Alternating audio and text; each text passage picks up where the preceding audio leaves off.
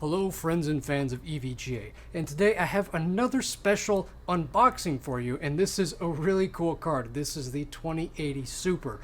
This is the new high-end Super card. As far as I'm aware, this is the highest end that the Super moniker will ever go. This is a card which, despite being an 8GB card, in some cases actually gets pretty close to a 2080 Ti performance, and that's despite the fact that these are significantly less expensive than 2080 Ti.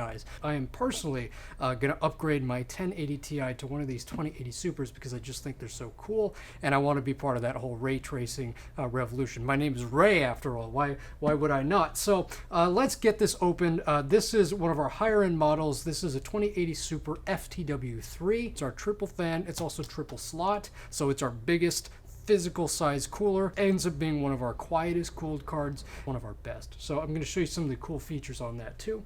Let's pop this thing open.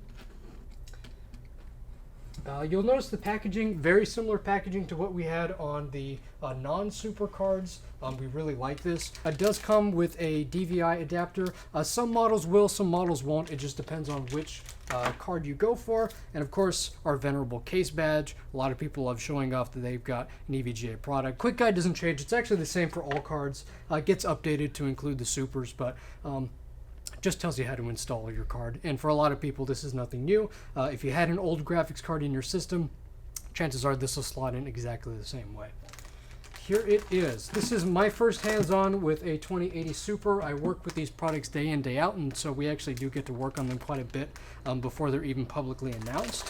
But I will say, oftentimes we do not get the actual production quality ones that you guys will be getting until very, very close to launch. So this is the first time I'm getting to see one of these final cards, so I'm pretty excited. All right, let's throw that away. And here is the card itself. Get that peeled.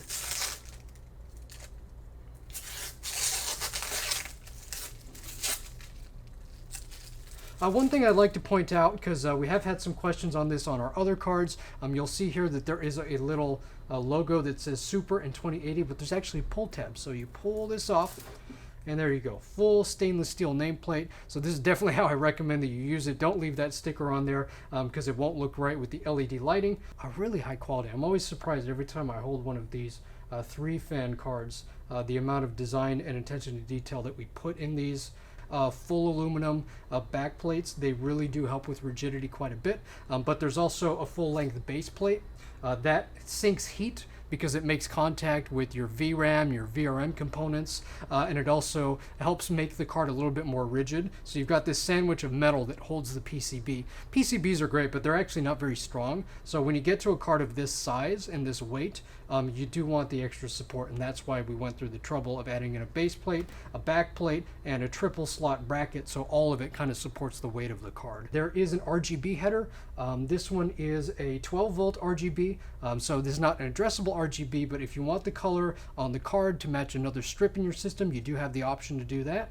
And this one I really like. I want this feature on every card. This is a PWM header.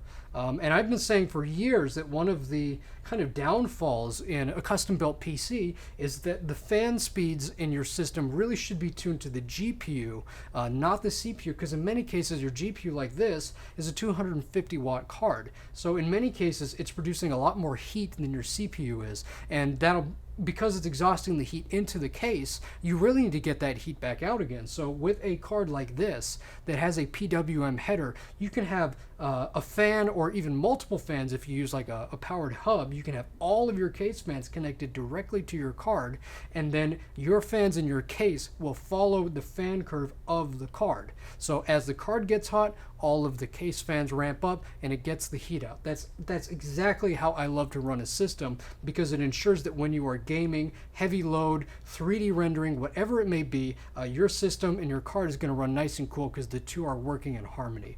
So I think that having a card with a PWM fan header on it is a really nice feature, and it just rounds out kind of the goal of this card, which is this kind of an ultimate overclocking ultimate performance model. So this is the higher end FTW3. This is the 2080 Super. It is available starting today. So as of posting this, you can run out and buy one of these cards. Hopefully it's in stock. I'm sorry if it's already gone out of stock. 2070 and 2060 Supers went out of stock pretty fast on their launch day. This might as well. Thank you guys for watching. As ever, really helps us out if you give us a like and you subscribe. Click that bell notification so that you can be notified anytime we make an upload. I promise we don't make any dumb uploads. We really only want to upload content that we feel you guys want to see. So we're going to keep that coming. How-to videos, unboxings, and cool EVGA product videos. At any rate, you have a good rest of your day, and thank you for watching.